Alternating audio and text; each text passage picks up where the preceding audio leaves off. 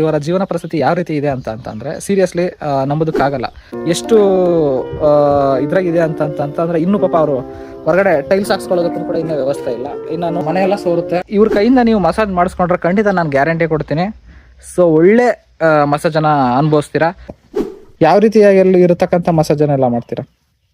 ಮಾಮೂಲಿ ಬೆನ್ನು ನೋವು, ಸೊಂಟ ನೋವು, ಮೊಣಕಾಲು ನೋವು, ಕೀಲ್ ನೋವು ಎಲ್ಲ ಇರ್ತಾವಲ್ಲ, ಎಲ್ಲ ಮಸಾಜ್ ಮಾಡ್ಕೊಡ್ತೀವಿ. ಫುಲ್ ಬಾಡಿ ಮಸಾಜ್ ಲಕ್ಕವ ಹೊಡೆದಿರ್ತೈತೆ, ಅವು ಮಾಡ್ಕೊಡ್ತೀವಿ.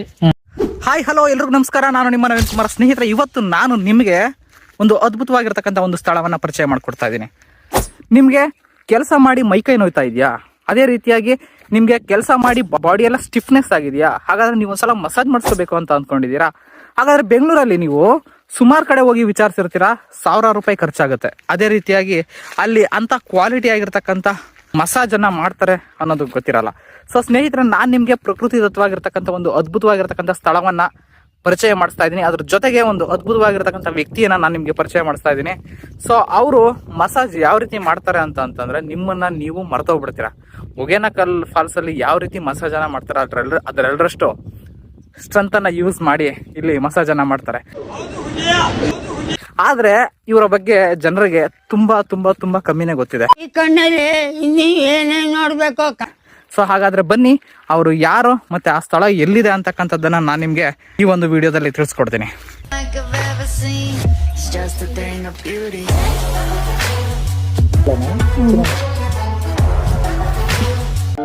ಸ್ನೇಹಿತರೆ, 6 ವರ್ಷದಿಂದನೂ ಸಹ ಇವರು ಇದೇ ಕೆಲಸವನ್ನ ಮಾಡ್ತಾ ಇದ್ದಾರೆ. ಆದ್ರೆ ಇವರ ವ್ಯವಸ್ಥೆ, ಇವರ ಜೀವನ ಪರಿಸ್ಥಿತಿ ಯಾವ ರೀತಿ ಇದೆ ಅಂತಂದ್ರೆ ಸೀರಿಯಸ್ಲಿ ನಂಬೋದಕ್ಕಾಗಲ್ಲ.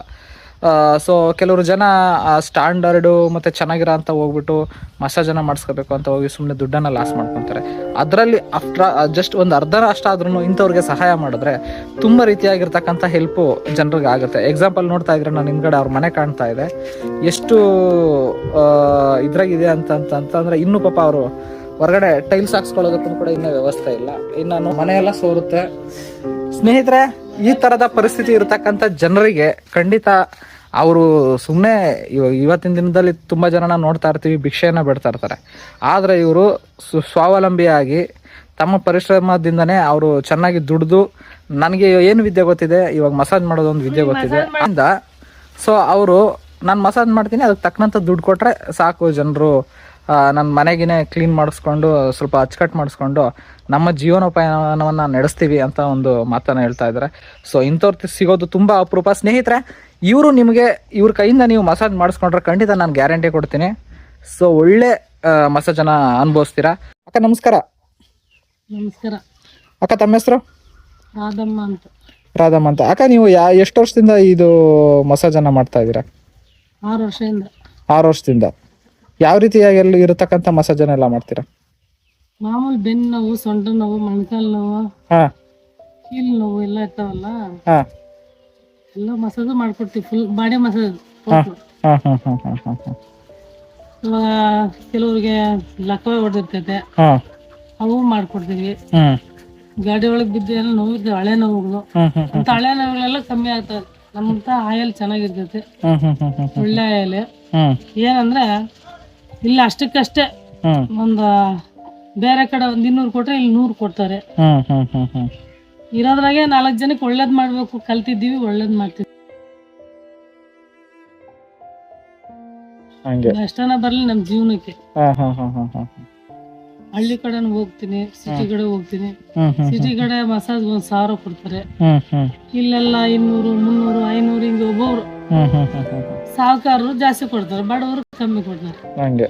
ಅವ್ರೇನೇ ಕೊಡ್ಲಿ, ಬರೀ 50 ರೂಪಾಯಿ ಕೊಟ್ರು ಹೆಣತಿಗೆ ಕಳಿಸ್ಬೇಕು. ನಾವು ಕಲ್ತಿದ್ದೀವಿ, ಇಲ್ಲ ಅನ್ನಂಗಿಲ್ಲ. ಬಡವರು ಇರ್ತಾರಲ್ಲ, ನಮ್ಮ ಹತ್ರ ಇರೋ ಇಷ್ಟೇ ಅಂದ್ರೆ 200 ರೂಪಾಯಿಗೆ ಮಾಡ್ಕೊಡ್ತೀನಿ.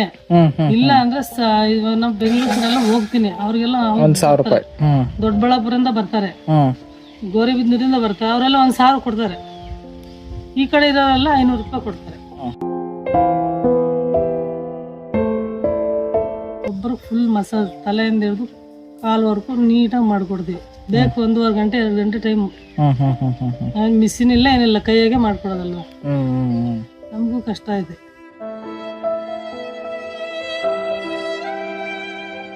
ಹೌದು. ಸೊ ಈ ಒಂದು ಸ್ಥಳ ಬರ್ತಕ್ಕಂಥದ್ದು ಮಧುಗಿರಿ ತಾಲೂಕು, ತುಮಕೂರು ಡಿಸ್ಟಿಕ್ಕು, ಮಿಡಿಗೇಶಿ ಹೋಬಳಿ, ಮಹದೇವರಹಳ್ಳಿ ಕಾವಲ್ ಹತ್ರ ಇವರು ಸಿಗ್ತಾರೆ. ಸೊ ಇವ್ರದ್ದು ಲೊಕೇಶನ್ ಸಹ ನಾನು ಕೆಳಗಡೆ ಡಿಸ್ಕ್ರಿಪ್ಷನ್ ಬಾಕ್ಸ್ ಅಲ್ಲಿ ಹಾಕಿರ್ತೀನಿ. ಅದೇ ರೀತಿ ಇವ್ರದ್ದು ಕಾಂಟ್ಯಾಕ್ಟ್ ನಂಬರ್ನು ಕೂಡ ಕೆಳಗಡೆ ಡಿಸ್ಕ್ರಿಪ್ಷನ್ ಬಾಕ್ಸ್ ಅಲ್ಲಿ ಹಾಕಿರ್ತೀನಿ. ಸೊ ಯಾರಿಗಾದ್ರೂ ಈ ಒಂದು ಅನುಕೂಲ ಆಗಬೇಕು ಅಂತಂತಂದ್ರೆ ದಯವಿಟ್ಟು ಆ ನಂಬರ್ಗೆ ಕಾಂಟ್ಯಾಕ್ಟ್ ಮಾಡಿ ಒಳ್ಳೆ ಹೆಲ್ತನ್ನ ಪಡ್ಕೊಳ್ಳಿ. ಜೈ ಹಿಂದ್, ಜೈ ಕರ್ನಾಟಕ ಮಾತೆ.